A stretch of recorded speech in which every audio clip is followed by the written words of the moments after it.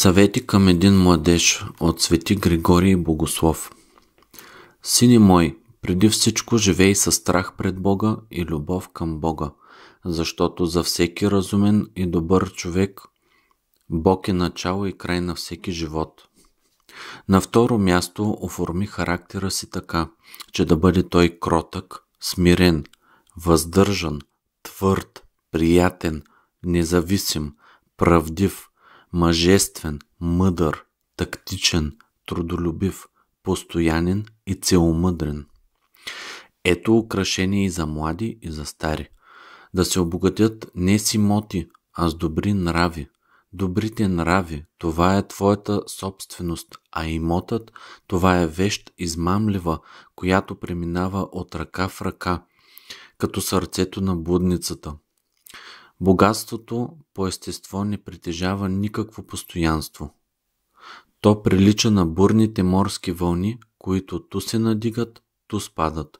Затова, сине мой, богатей с добри навици и ти ще имаш съкровище, което не ще бъде разпиляно от разбойници, към което не ще се насочат доносчици,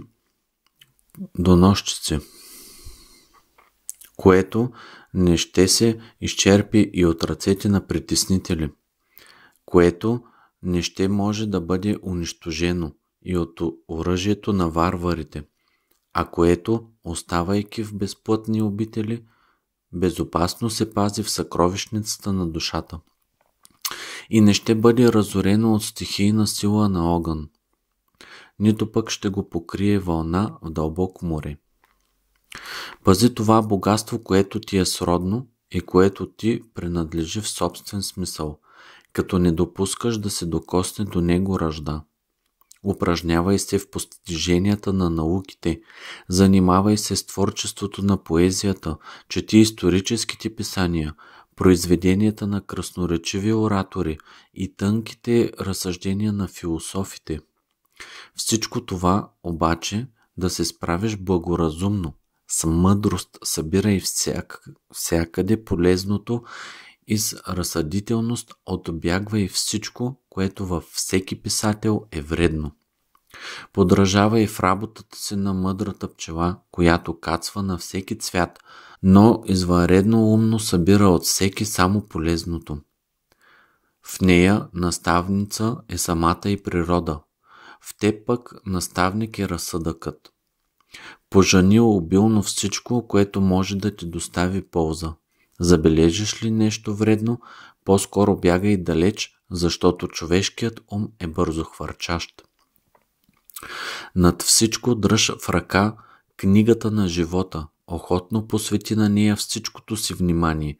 От нея ще научиш как да се образоваш в добри нрави и как да честваш единия и истинския Бог. Апостолът казва: не се лъжете, лоши беседи развалят добрите нрави.